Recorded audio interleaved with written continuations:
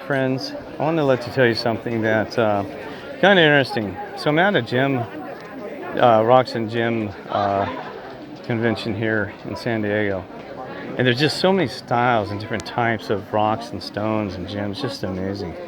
Creative. I mean, look at these things, right? Anyway, so again, I was going to tell you a story about this real quick, and I'm trying to focus on this at the same time. Anyway, so what I was going to tell you, I actually did um, um, buy some things. I usually don't like to spend money because I like to help somebody versus myself. I'm not into dress. You know, the dress is the way you are, the way you being is. But sometimes in this world, we have to look a certain way because we're judged by the way we're looked, right? If I come in looking strange, and people say, if I came in a clown outfit here, they'd say, why does it get dressed like a clown? If I get scared of their mind, especially if I was carrying a fake knife or something, right? Well, anyway, so I'm going to show you. So this way I did. I put the Lord's, got a band with Lord's Cross, and also it's kind of like a shield cross there. And this is actually Blues Tiger's Eye. Now this is what's interesting. This must be a Mandela effect or just new way of doing this. This is actually true stone. Okay, there's true stone there. I'm sorry, it's all blurry. I'll slow down a little bit. That is true stone.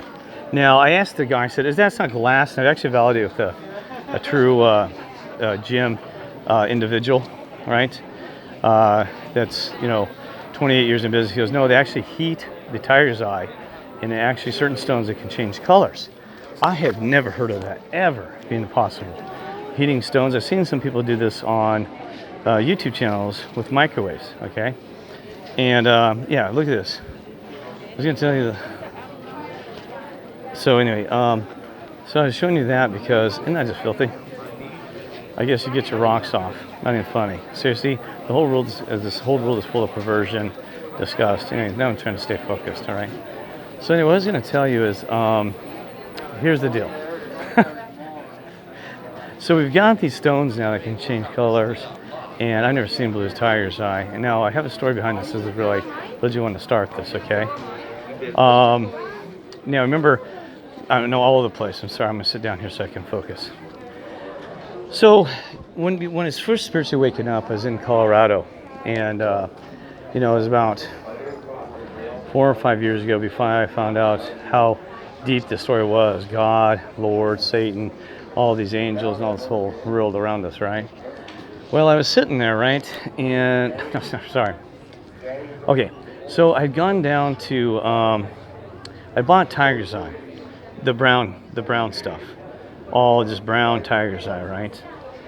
And it was interesting because I was not getting really spiritually attacked at the time, like not like I have been now lately, but I was getting a little apprehensive because I saw some spiritual things and starting to see things unfold, and I was getting a few spiritual attacks. So I went and bought Tigers, and they said Tigers would be blind to spirits, ghosts, lost souls, or just evil, like I said, ghosts and spirits floating around, right? So I went and bought Tigers and I wore it on my wrist, right?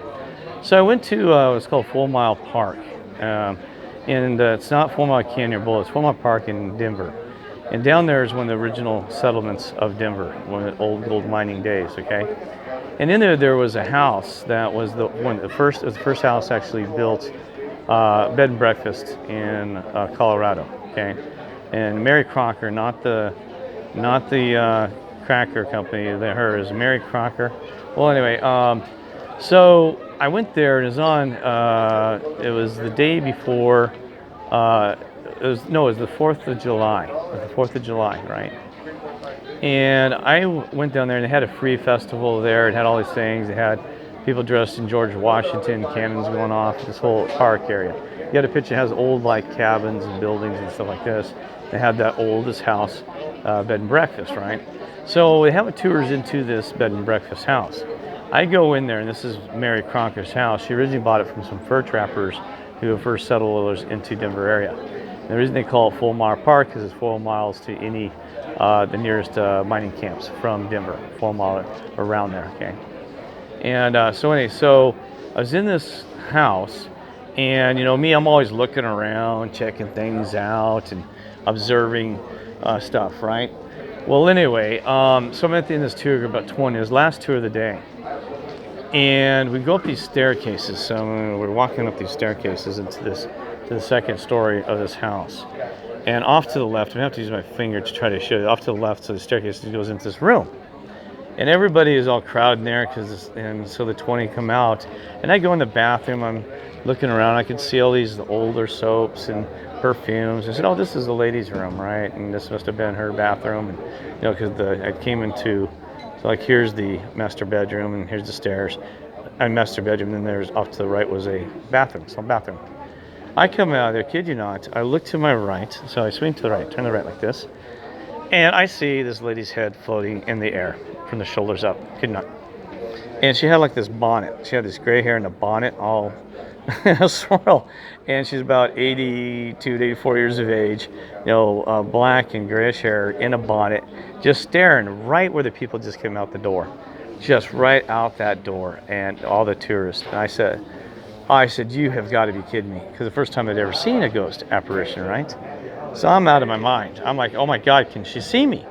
She didn't turn her head. She's sitting there. So I'm like standing here like this, and there's the doorway there. And I'm looking at her back and forth, and her head's just staring just straight at that door. And I thought, oh my God, right? I said, you got to be kidding me.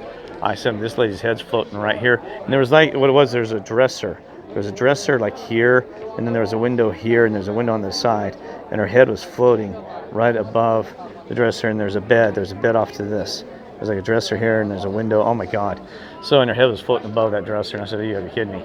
So I go running out the door as fast as I could down the stairs again, right? And then I get down, they're in the basement cellar by that way, and he was talking about how they had this in for the day that was pretty modern because they had water flowing into this. They used the basement as the kitchen and had the first watering system for that, and you know, kind of plumbing for the kitchen. Well, anyway, it had the cellar off to the left.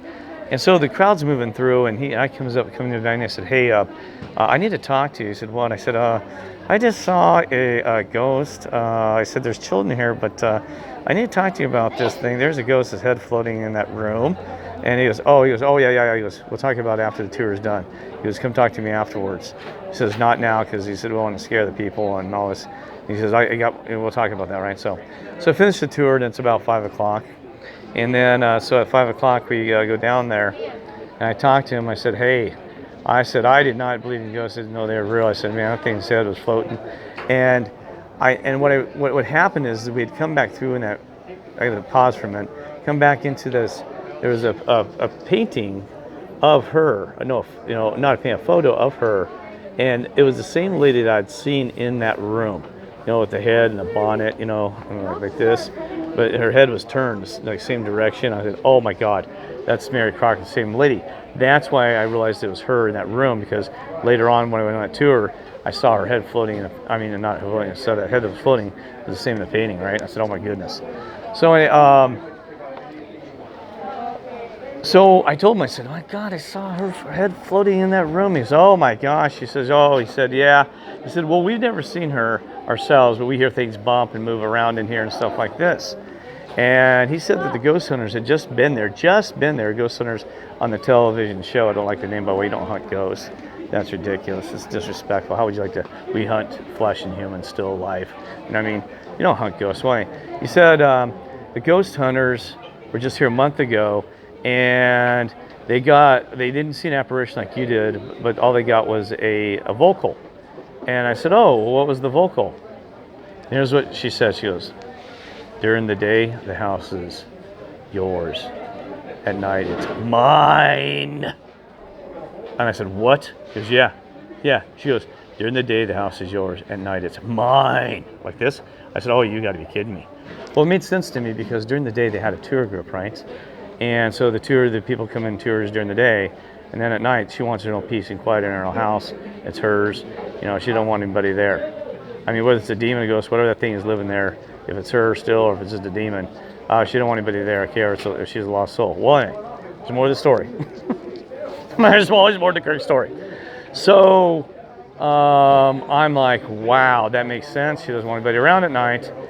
So anyway, I saw her. So I get this stupid idea. It didn't have anything to do. It's about a 45-minute drive back home to Erie from down there. And I said, well, I'm going to come back and I'm going to try to save her. I'm going to help her get to the other side. I'm going to tell her, she needs to move on and quit this garbage, right? So I go over there, and it's about 8:30, completely dark, and it's a large area. There's all these buildings, and I come across this fence, right? They had the whole thing fenced in. It was huge. It's about, you got to realize, 10 acres of land fenced in around this thing. And I'm talking to one of my buddies, Native American, that lived in Longmont, which is north of Erie. I said, I'm going back to help her to get out of here and go to the other side. And he said, Kirk, I wouldn't be doing that, man. That just doesn't sound good. You're by yourself. You get hurt. He says, and he goes, and I said, okay, well, he said, give me 5 minutes. I'm going to go underneath this fence, and I'm going to go try to get in there outside the house, or try to get in the house to talk to her, to tell her she needs to move on. And he goes, Kirk, I said, just call me in 5 minutes. If you don't hear me in 5 minutes, give me a call and make sure I'm okay. If not, then you better start looking for me, okay? And he said, it's a bad idea. So anyway, I went all the way up and down this fence. It's like one direction on the side, because it says 10 acres. It's like 2.5 to 3 blocks. So I found a little hole that the animals and stuff had dug, underneath this tall. The fence is actually like this high. I don't know how you could climb on top. So I start to dig under and start to crawl under there, and all of a sudden I heard this noise, like beep. Some kind of weird noise, like a buzzing noise, like bzz, kind of like electrical. And I said, what's that? It was bzz. I touched it again. I said, oh shit. I said, did I trigger something or alarm? I didn't hear any alarms. I said, something just went off. And so I take off running, right?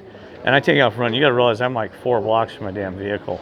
And I'm calling my buddy and on my cell phone. I said, hey, bud, I think I triggered something. I heard this buzzing noise. And I said, I don't know if this I said, why are they electrifying this damn fence? I mean, it didn't feel a shock, but I said, bud, something's not right. They got some kind of electrical thing on it sensing you. And they're trying to protect this property. Yeah, guess what? So he goes, get the hell out of there now. And he said, hurry. So I run back, I jump in my car, and guess what? I get in my car. Cop cars come with lights lit. 3 cop cars come flying down. They're coming down these dark roads, man. They're like, with their lights lit, coming for the place. I said, you have got to be kidding me. There's nothing there to even steal. I mean, there's some antiquities and antiques and stuff, but man, they're faster than that on somebody getting killed. I mean, it's kind of like they're like trying to protect spiritual stuff there. I couldn't believe this. So they come flying by me, and I'm driving real slow. I'm like, oh shit. I would have been arrested because Logan's flying by, boom. And I'm like, oh, I said, you kidding me? You're sending 3, and I was like, wow, 3 police cars. I said, you got to be kidding me. So then I told my buddy, I call him, I said, hey man, there's just 3 cop cars. He said, I told you, man, you're getting in trouble. Why? So really weird. Why would you have like Fort Knox protection in this place unless somebody knows something? There's more to it. A portal, spiritual stuff. I don't know. It's unusual to have that kind of protection. Okay, now more to the story. Following year, I felt disappointed I couldn't help Mary, and wanted to get her across to the other side. So this is a true story. I couldn't believe it. I don't normally talk to demons or lost. I don't call her demon because she may be. We don't know all the details. I think she's a true spiritual lost soul, folks. I mean, they say everyone's a demon. Some can mimic demons, your ancestors, mothers, fathers, brothers, and sisters who passed away. It is true. I think she was a true lost soul that was stuck. Okay.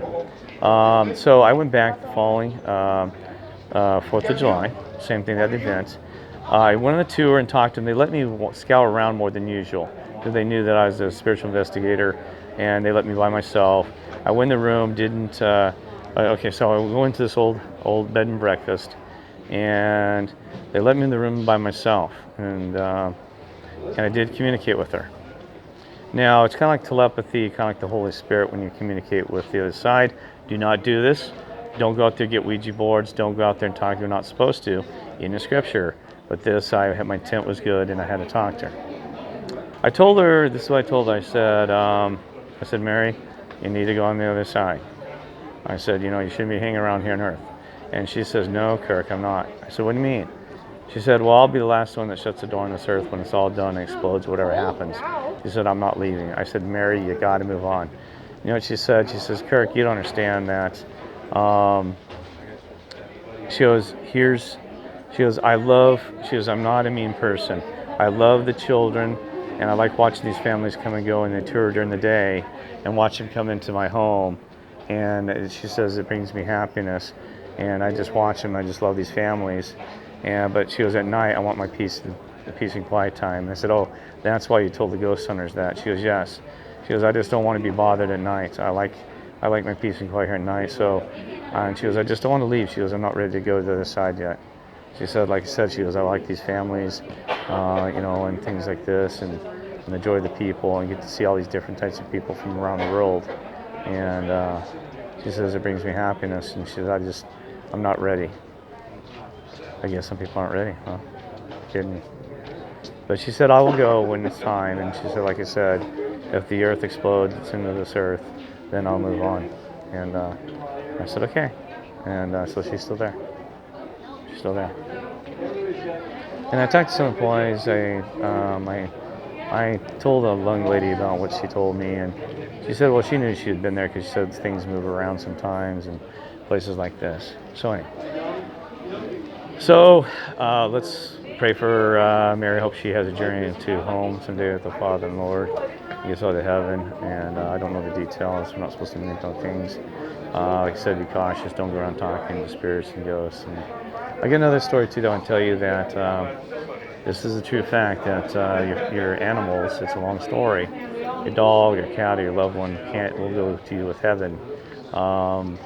Because there's a story that I did a spiritual investigation at the Bullock Hotel in South Dakota, and I talked to a gentleman and a ghost child named Timmy.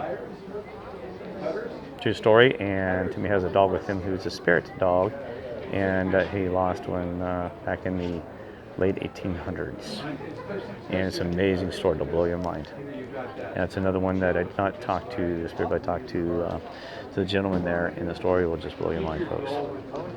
And I learned so much. So, may God bless you all.